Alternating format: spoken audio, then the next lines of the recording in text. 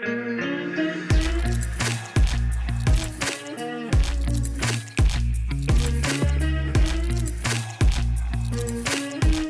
à toutes et à tous, bienvenue pour cette deuxième émission de La Bulle Bleue. Alors pour cette deuxième émission, on a changé de studio, effectivement, on ne pouvait pas se rendre sur le campus Média d'Audencia. On le fait donc chez nous, à Versailles, mais cette émission sera toujours super intéressante. Pourquoi? Parce qu'on parlera d'une des voies royales des étudiants en école de commerce, à savoir l'obtention d'un double diplôme. Au cours de cette émission, qui durera une grosse demi-heure, on va parler de différents sujets. Alors on va commencer par l'actualité d'Audencia, notre partenaire dans la production de l'émission La Bulle Bleue, avec différentes thématiques qu'on abordera avec Nicolas Arnaud, directeur des programmes et directeur grande école, ainsi que Marianne, récemment diplômée d'Audencia et des mines de Douai. Donc voilà, on va parler de ça. On va parler également de ce qu'est réellement un double diplôme. Ce que vous voyez souvent, c'est que beaucoup d'écoles vont vous dire que leurs étudiants sont double diplômés, etc. Néanmoins, entre avoir un double diplôme de la même école et avoir un double diplôme d'une institution qui vous permet d'élargir votre champ de compétences à des champs de type ingénierie, beaux-arts, droit, sciences politiques, il y a un pas. Et on finira par une petite capsule préparée par les étudiants Audencia de l'asso GIs, qu'on salue d'ailleurs par ailleurs. Voilà, donc c'est le programme de cette émission-là. On va commencer tout de suite par la Bulle Time, les actualités d'Audencia.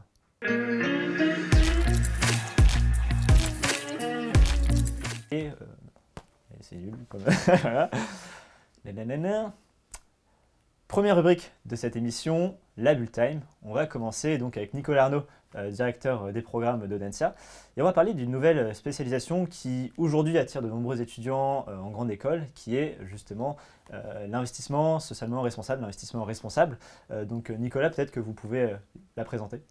Alors quelques mots, effectivement, vous avez bien compris que la RSE à l'école depuis 20 ans, c'est un sujet de fond qu'on retrouve dans toutes les thématiques, dans toutes les spécialisations et dans tous les parcours. Pour autant, il y a un certain nombre de parcours qui permettent d'aller plus loin. Et donc dans cette logique-là, eh bien, on lance en septembre prochain un nouveau parcours qui s'appelle Stratégie financière et investissement responsable. Pourquoi? Parce qu'on se rend compte qu'aujourd'hui, beaucoup plus qu'hier, il est rentable en fait d'investir dans le green, dans la finance verte, dans la finance durable. Et il y a une vraie révolution sociétale sur ces sujets-là. Et donc, vu que c'est dans l'ADN de l'école, c'est assez naturel qu'on lance ce type de programme. Et justement, en tant que même que particulier, si vos parents ou vous-même vous amusez à investir, aujourd'hui, investir responsable, c'est même plus rentable que d'investir dans des industries du passé. Donc voilà, c'est aussi une spécialisation qui vous prépare au monde de demain. Deuxième information, cela concerne la remise de prêt à Audencia, parce qu'effectivement, quand une école enseigne une discipline, c'est bien quand elle se fait aussi reconnaître pour son expertise. Cette phrase alambiquée vient vous dire justement qu'Audencia a reçu 2 prix, donc 2 trophées de la communication. Alors, déjà une 3e place dans ce qui s'appelle réellement le trophée de la communication, dans la catégorie meilleure action de communication événementielle par un organisme privé. Audencia a également eu un 2e trophée, un grand prix stratégie du brand content, avec une 3e place dans la catégorie site internet. Le site internet en question, c'est le site qui a été préparé pour les 120 ans d'Audencia, qui est donc la grande date marquante de l'année 2020. Vous pouvez y accéder avec l'URL qui s'affiche en bas de l'écran, 120.audencia.com. Donc c'est plutôt simple à taper. Vous pouvez d'ailleurs mettre la vidéo en pause et ouvrir sur un nouvel onglet cette plateforme. Vous aurez aussi le lien d'ailleurs en description. Audencia s'est associé à Dr Paper, qui est un artiste nantais, et qui a produit notamment une série. Alors vous pouvez la regarder, on mettra aussi le lien en description, qui s'appelle Travel With Me, qui vous permet de découvrir des villes au niveau international avec une vue artistique assez intéressante. Et donc voilà, vous pourrez aller sur cette plateforme-là, 120.audencia.com. Autre plateforme et autre news aussi proposée par l'école, c'est l'ouverture d'une plateforme de JPO virtuelle. Donc c'est-à-dire que dans ces plateformes-là, vous pourrez avoir accès à des conférences de l'école, donc le calendrier est disponible sur la plateforme, des stands avec des conseillers qui vous attendent pour vous éclairer, quel que soit votre parcours. Vous pouvez être en post-bac, en post-prépa, en admission sur titre ou même sur un master spécialisé ou un master of science. Vous avez des conseillers qui seront disponibles pour vous et vous pourrez évidemment consulter des vidéos du campus, de la documentation pour vous aider à vous renseigner sur votre projet d'études. Projet d'études qui sera également complété si vous venez à Audencia par la création d'Audencia Keys, un vrai portefeuille d'activités. Et pour ce faire, je vais laisser Nicolas Arnaud présenter cette nouveauté. Alors Keys, effectivement, c'est l'idée de donner l'ensemble des clés à l'ensemble de nos étudiants pour qu'ils puissent pleinement valoriser l'ensemble de leurs expériences, de leurs engagements sociétaux. Finalement, c'est un passeport carrière et citoyen qui va accompagner à partir de janvier prochain l'ensemble de nos étudiants pour faire en sorte qu'ils se projettent totalement tout au long de leur cursus audentien sur la pleine valorisation en connaissance de cause de l'ensemble de leurs réalisations et expériences. Donc c'est vraiment un passeport citoyen et carrière, parce qu'aujourd'hui on ne fait pas carrière sans être un bon citoyen, et ça me semble être un élément extrêmement important pour le monde de demain justement. Absolument. Alors on parlait justement de valorisation des compétences, de compétences qui peuvent être parfois plus complexes à acquérir, et on va donc s'intéresser à ces étudiants qui en école vont choisir la voie royale, qui est la voie du double diplôme. Et donc on passe tout de suite à notre rubrique en ébullition.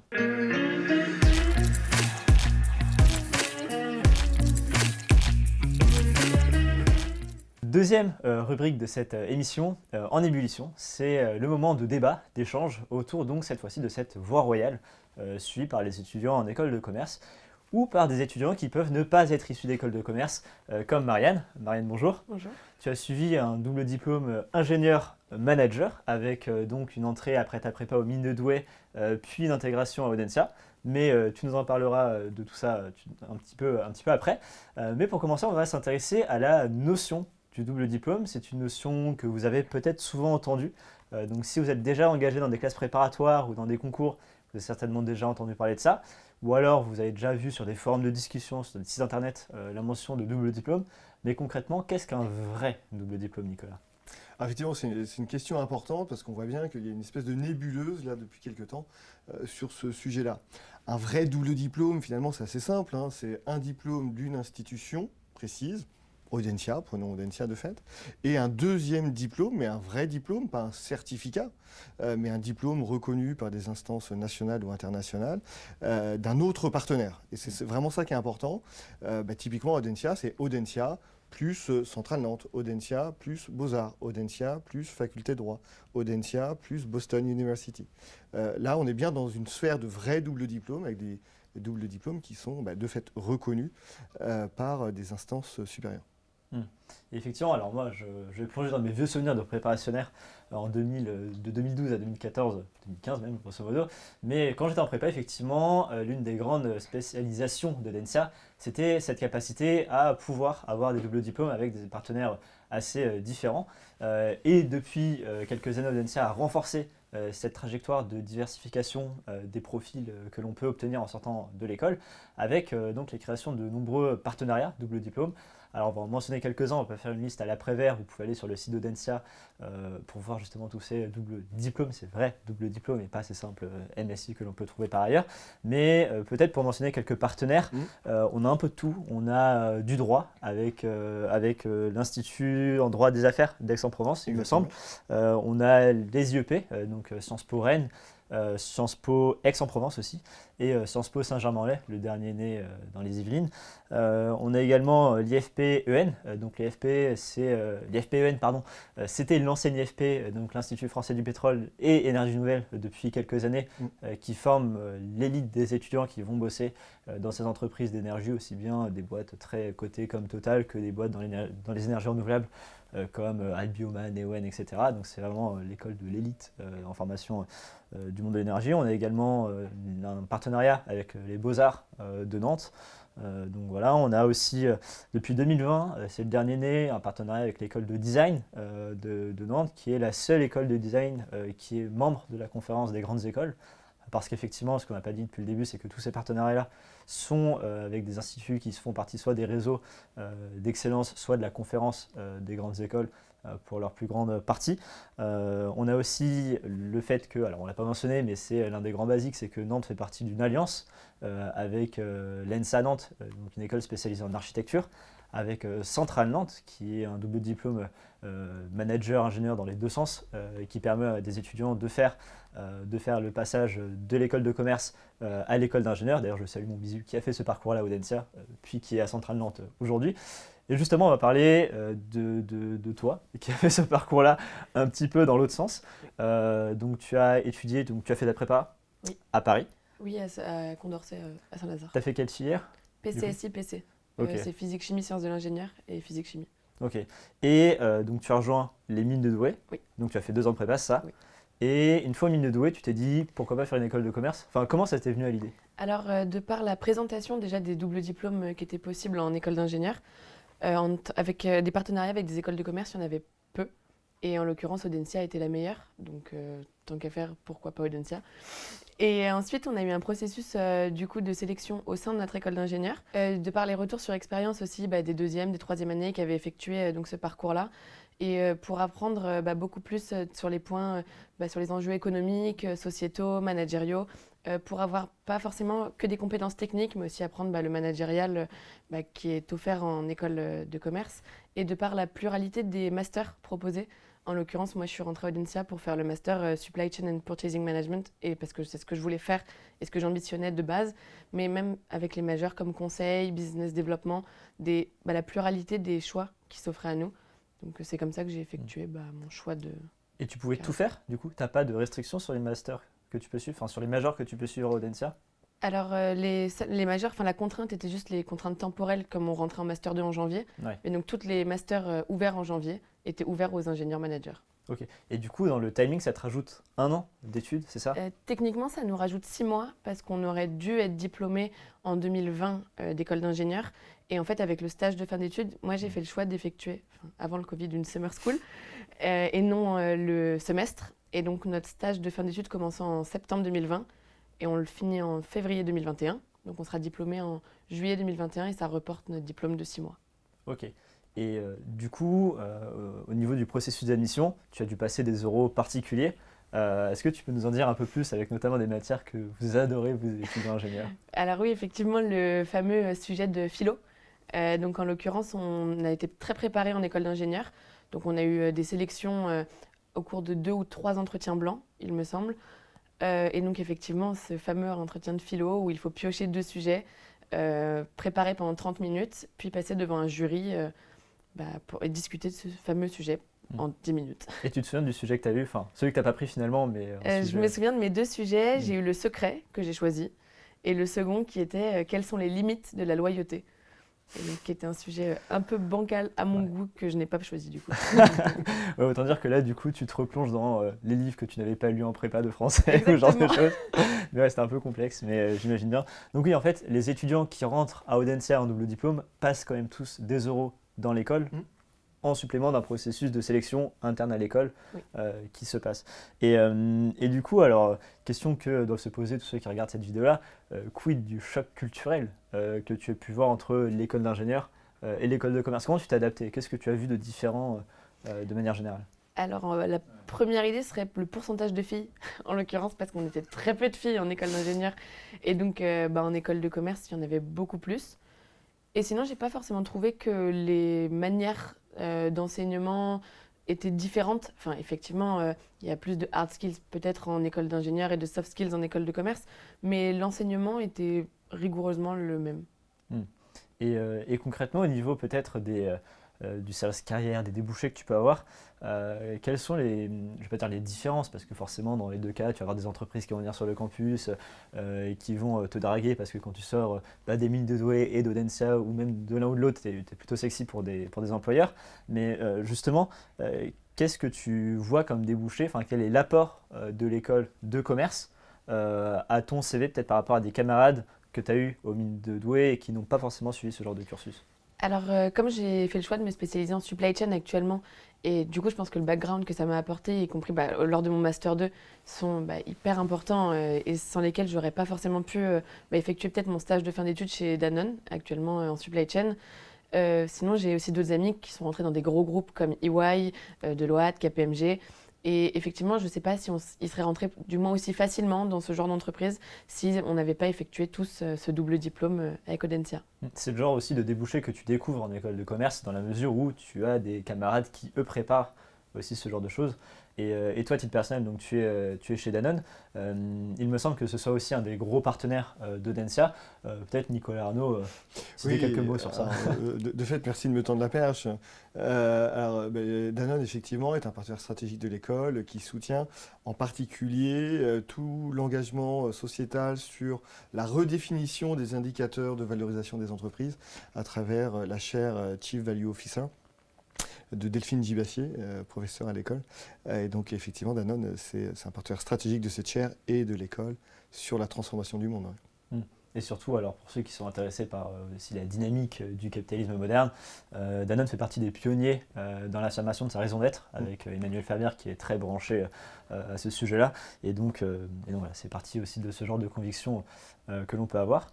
Alors je me permets de faire une petite aparté dans la mesure où on a eu des témoignages. Alors on va vous diffuser des capsules de témoignages de diplômés, donc de diplômés de plein de types de cursus différents. Si vous êtes intéressé par les beaux-arts, les sciences politiques, le droit, ou même le sens de la diplomation de l'étudiant à l'école de commerce vers l'étudiant en école d'ingénieur, on va vous utiliser des capsules dont les liens sont dans la description, donc je vous invite à cliquer, à dérouler pour avoir les liens des capsules en description. Vous allez pouvoir découvrir donc 4-5 parcours différents d'étudiants qui vous permettront de vous projeter plus en détail dans l'une ou l'autre des spécialisations que vous pouvez avoir depuis cette fois-ci l'école de commerce vers un autre type d'école. Donc voilà, et peut-être pour finir, au-delà des doubles diplômes, les écoles développent de nombreux parcours, cette fois-ci thématiques, sans aller jusqu'à la contrainte, si je peux me permettre de le dire, du double diplôme qui impose effectivement un rallongement des durées des études, mais c'est normal, c'est une voie royale, donc il faut se donner un petit peu pour ce faire. Pour les étudiants qui sont parfois sur une école de commerce, ça peut être difficile de effectivement finir un cursus d'intégration en école d'ingénieur. Comme on le disait, pendant notre préparation, ça implique de se mettre à la mécanique des fluides ou à ce genre de choses dont il faut effectivement faire preuve de passion pour réussir ce cursus-là.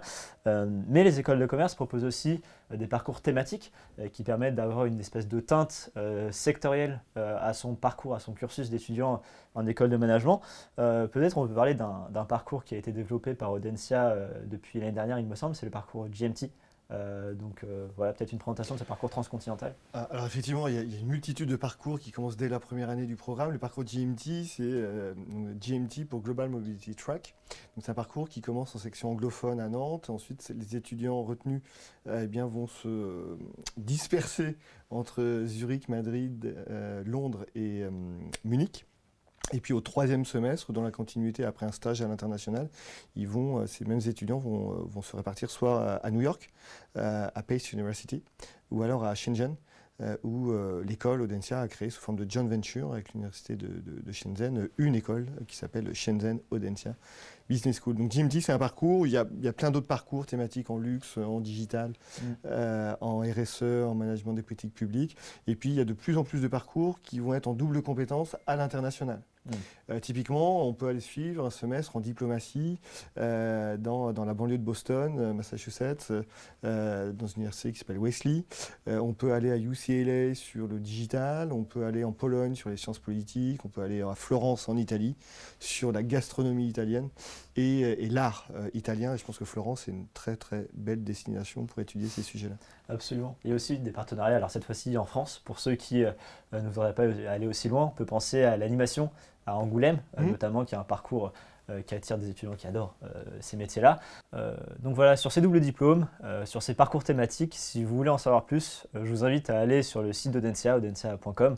Vous allez pouvoir contacter des étudiants, des futurs diplômés comme Marianne, des diplômés, des membres de l'administration qui vous permettront aussi de vous éclairer éventuellement sur les modalités d'admission à chaque parcours, à chaque double diplôme, à chaque parcours thématique aussi. Donc voilà, audencia.com ou alors sur tous les canaux sociaux d'Audencia, ils sont sur Instagram, ils sont partout. Donc vous pouvez les contacter directement sur ces canaux-là.